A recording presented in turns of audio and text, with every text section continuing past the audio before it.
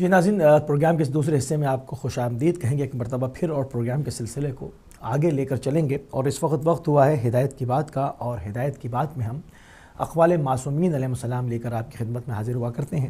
تو شروع کریں گے نبی مکرم حضرت محمد مصطفیٰ صلی اللہ علیہ وآلہ وسلم کی ذات گرامی سے۔ آپ فرماتے ہیں کہ معذرت قبول نہ کرنے والا شخص حوض کوثر تک نہ پہنچ پائے گا۔ اللہ اکبر۔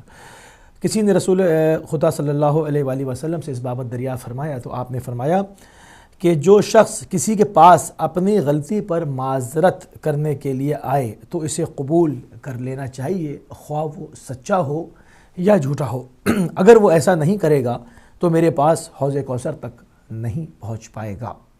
آپ دیکھیں کہ ایک ایک امور کے بارے میں جیسے کہ ہم کہتے چلے آئے ہیں کہ کوئی زندگی کا شعبہ ایسا نہیں ہے جس کے اوپر جو ہے وہ خاندان رسالت نے، خود نبی مکرم صلی اللہ علیہ وآلہ وسلم نے گفتگو نہ فرمائی ہو۔ ایک ایک چیز کے اوپر، ایک ایک امور کے اوپر، ایک ایک مسئلے کے اوپر، ایک ایک انسان کی فیلنگ کے اوپر، ایک ایک احساس کے اوپر جو ہے وہ گفتگو ہوئی ہوئی ہے اور تمام چیزیں موجود ہیں۔ مگر اب ذمہ داری بڑھ جاتی ہے ان لوگوں کی، وہ تو اپنی پوری عملی زندگیوں میں یہ تمام چیزیں آپ کے حوالے کر گئے ہیں۔ اب ذمہ داری ہماری اور آپ کی ہے کہ ہم اپنے تمام زندگی کے امور کے اندر کتنا خیال رکھتے ہیں۔ آیا ہم اپنی زندگی کو اس کے آئین کو، اس کو یعنی قرآن کو اپنا آئین بناتے ہیں یا نہیں؟ اس کی روشنی میں، ان احادیث کی خوبصورت روشنی میں، ان بہترین جو ہے وہ بلندی اور عظمت کے راستوں کی روشنی میں ہم اپنی زندگیوں کو گزار رہے ہیں کہ نہیں؟ اب یہ ہماری اور آپ کی ذمہ داری ہے، اور ہمارے اوپر یہ ڈیپینڈ کرتا ہے کہ ہم اپنی زندگی کو کدھر لے کے جاتے ہیں۔ آپ دیکھیں کہ یہ ایک معاشرتی اعتبار سے کتنا اہم ایک چیز ہے کہ بعض دفعہ لوگ ایک دوسرے کے ساتھ قطع تعلق پیدا کر لیتے ہیں۔ بہت سکے لوگ ایک ہی گھر کے اندر، ایک ہی سکے بھائیوں کے اندر، سکی بہنوں کے اندر، ایسی مطلب ماں باپ کے اندر جو ہے وہ آل اولاد کے ساتھ اس طرح کی چیزیں پیدا ہو جاتی ہیں اور خاندان بکھر جاتے ہیں۔ رسول اللہ صلی اللہ علیہ وآلہ وسلم آپ دیکھیں کتنی سرحد کے ساتھ، کتنی وضاحت کے ساتھ ارشاد فرما رہے ہیں کہ جو شخص کسی کے پاس اپنی غلطی پر معذرت کے لیے آئے تو اسے قبول کر لینا چاہیے، چاہے وہ سچا ہو یا جھوٹا ہو۔ اگر وہ ایسا نہیں کرے گا تو میرے پاس حوض کوثر تک نہیں پہنچ سکے گا۔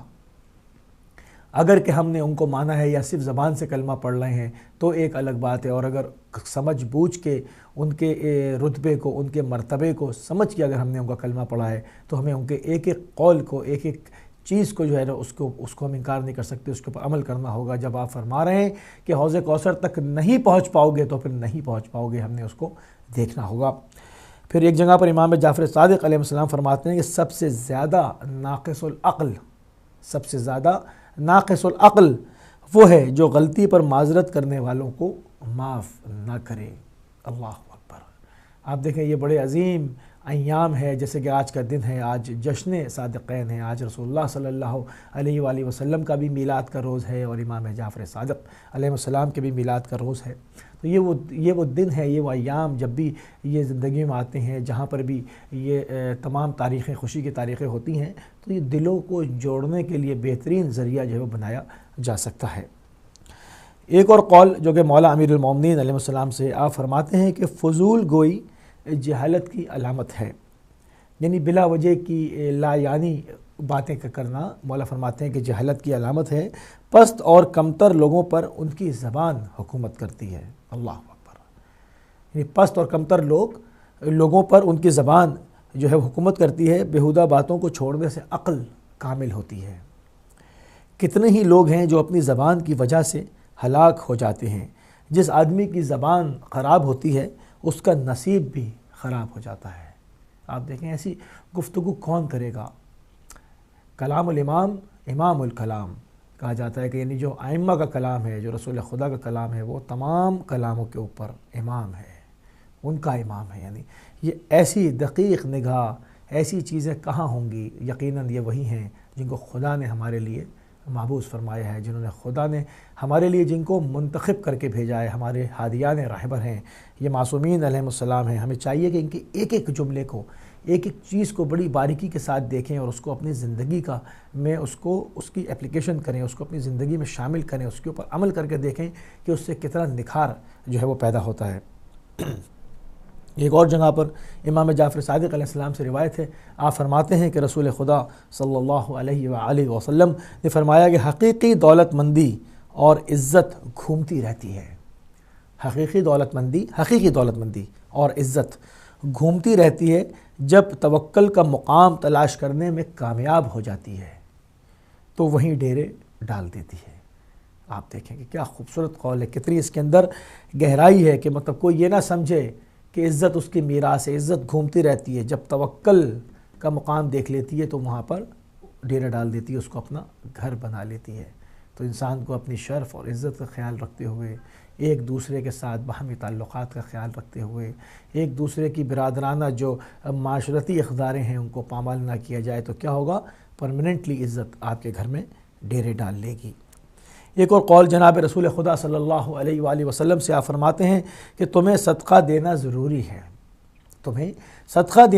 ہے، صدقے کے 6 فوائد ہیں، 3 دنیاوی اور 3 اخروی، یعنی اس کے 6 جو فوائد ہیں 3 دنیا میں اور 3 آخرت میں آپ کے کام آئیں گے۔ اب دیکھتے ہیں کہ دنیاوی فوائد کیا ہیں، کیونکہ لوگوں کو زیادہ تر دیکھا یہ گیا ہے کہ لوگ دنیاوی فائدے کے پیچھے زیادہ حریص ہوا کرتے ہیں، تو اس لیے دنیاوی فائدوں کا بھی ذکر کیا گیا، اخروی فائدوں کا بھی ذکر کیا گیا۔ تو دنیاوی فائدوں میں پہلا ہے کہ عمر لمبی ہوتی ہے۔ کوئی بھی انسان جو ہے وہ دنیا سے جانا نہیں چاہتا، کسی کو پسند نہیں کہ وہ اپنی اس زندگی کو جو ہے وہ چھوڑ دے۔ تو پہلی چیز عمر لمبی ہوتی ہے، رزق وسیع ہوتا ہے اور شہر آباد رہتے ہیں۔ اللہ اکبر! آپ دیکھیں تینوں چیزیں جو ہیں وہ دنیاوی زندگی میں انسان کے لیے بہترین یعنی ریڑھ کی ہڈی کا کام کرتی ہیں۔ سب سے پہلے کہ اس کی عمر لمبی ہو، وہ چاہتا ہے اس کا رزق وسیع ہو، اور تیسری چیز کہ ماحول یعنی شہر آباد رہتے ہیں، ناگہانی آفتیں نازل نہیں ہوتی، شدائد اور مصیبتیں وہاں سے دور ہٹا دی جاتی ہیں۔ یہ تو اس کے 3 دنیاوی فائدے ہو گئے، اور اب دیکھیں گے اخروی فائدوں کو جو کہ آخرت میں عالم برزخ سے شروع ہو کے قیامت تک جاتے ہیں۔ فرماتے ہیں کہ پہلا جو فائدہ ہے، خطاؤں کی پردہ پوشی کی جائے گی۔ اللہ اکبر! بہت اہم چیز ہے، اگر ہم اس کو پڑھتے ہوئے سرسری آگے نکل جائیں تو ظلم ہوگا، اس کا حق ادا نہ ہوگا، خیانت ہوگی۔ اس کو رک کے اس کے اوپر غور کیا جائے، اس کو دیکھا جائے، یعنی کتنا گہرا جملہ ہے کہ خطاؤں کی پردہ پوشی کی جائے گی۔ اللہ اکبر! کون انسان ایسا ہے سوائے معصومین علیہ السلام کے کہ جن کو خدا نے معصوم رکھا؟ ان کے علاوہ کون انسان ایسا ہے جس کے گناہ نہ ہوں؟ اور ایک انسان دوسرے کے سامنے ایک جگہ پہ آیا، اگر تمہارے گناہ دوسرے انسانوں کے سامنے ظاہر ہو جائیں تو تم ایک دوسرے کی تدفین میں بھی شامل نہ ہو، کوئی ایک دوسرے کے جنازوں کو بھی دفن نہ کرے۔ انسانوں کے گناہ اس طرح کے ہوتے ہیں۔ خدا فرما رہا ہے دنیا تو دنیا، نبی کریم صلی اللہ علیہ وآلہ وسلم نے فرمایا کہ دنیا یعنی آخرت میں بھی صدقے کی اتنی اہمیت ہے کہ خطاؤں کی پردہ پوشی کی جائے گی۔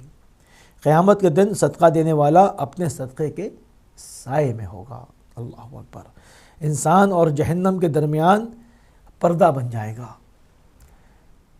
کس چیز سے آپ صدقہ دے رہے ہیں؟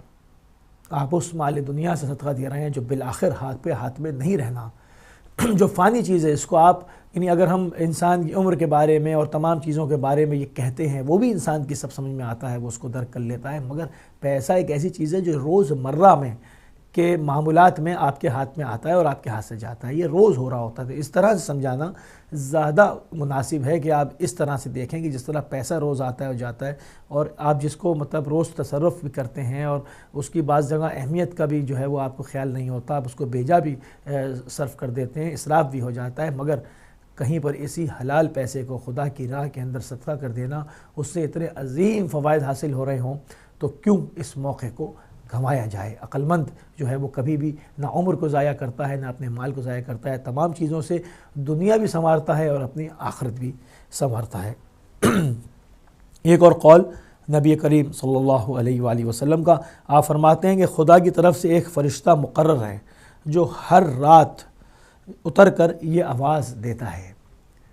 چونکہ ہمارے آگے مادی حجابات ہیں، ہمارے آگے پردے پڑے ہوئے ہیں، ہم بہت ساری ان چیزوں کو نہیں دیکھ پاتے، گو کہ جو عرفاء ہیں، جو صالحین ہیں، جنہوں نے اپنی پوری زندگیاں صرف کر دیتے ہیں خدا کی اطاعت میں، تو خدا کے لطف و کرم سے بہت ساری ایسی چیزیں جو کہ ایک عام آدمی نہیں دیکھ پاتا، وہ ان کو جو ہے وہ دکھتی بھی ہیں، وہ سنتے بھی ہیں، مگر بہت کم جو ہے وہ قلیل تعداد میں اس طرح کے لوگ ہوتے ہیں، مگر کسی کے اوپر قندغن نہیں ہے کہ وہ اس طرح کا آدمی نہیں بن سکتا۔ جو بھی اطاعت خدا میں آگے بڑھے گا، خدا کی معصیت سے بچتا رہے گا، اس کا کہنا مانتا رہے گا، اس کے معصومین علیہ السلام کا، اس کی حجتوں کا جو انہوں نے زمین کے اوپر نازل کی انسانوں کی رہبری کے لیے، ان کی اطاعت کرتا رہے گا صدق دل سے، تو بعید نہیں کہ وہ بہت سارے کمالات کو پہنچ جائے۔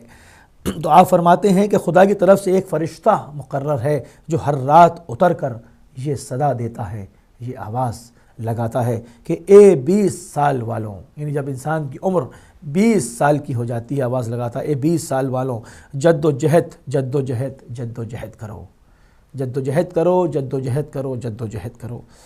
اور اے 30 سال والوں، دنیا کی زندگی تمہیں دھوکہ نہ دے۔ اے 30 سال والوں جن کی عمر 30 سال ہو گئی ہے، کہ اے 30 سال والوں دنیا کی زندگی تمہیں دھوکہ نہ دے، اور اے 40 سال والوں تم نے اپنے پروردگار سے ملاقات کی کیا تیاری کی ہے؟ اللہ اکبر۔ یعنی وہ لوگ جو کہ 40 سال کے ہوا چاہتے ہیں، ان سے خطاب کر کے کہتا ہے کہ اے 40 سال والوں کیا تم نے اپنے پروردگار سے ملاقات کی تیاری کی ہے؟ پھر آگے کہتا ہے کہ اے 50 سال والوں تمہارے پاس ڈرانے والا آ چکا۔ یعنی ان انبیاء کی طرف، خاتم الرسول کی طرف، ان زمانے کے امام کی طرف، حجت خدا کی طرف اشارہ ہے کہ تمہارے پاس ڈرانے والے آئے ہیں، ڈرانے والا آ چکا ہے، تم کیوں نہیں ڈرتے؟ اس کے اوپر غور کرو، اس کی باتوں کو مانو، اطاعت کرو، سر تسلیم خم کر دو، زانو جو ہے وہ ٹیک دو، جو ہے وہ اس کی اطاعت کرو کہ تمہارے پاس ڈرانے والا آ چکا۔ یہ 60 سال والوں یہ ایسی کھیتی ہے جس کے کاٹنے کا وقت آ گیا۔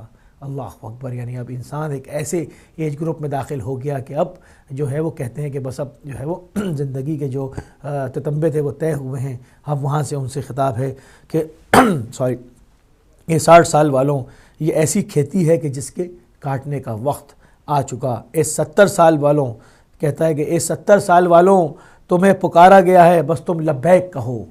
اے 70 سال والوں تمہیں پکارا گیا ہے، تم لبیک کہو۔ اور آخری صدا جو لگاتا ہے اے 80 سال والوں تمہارے پاس قیامت آ گئی اور تم ابھی تک غافل ہو۔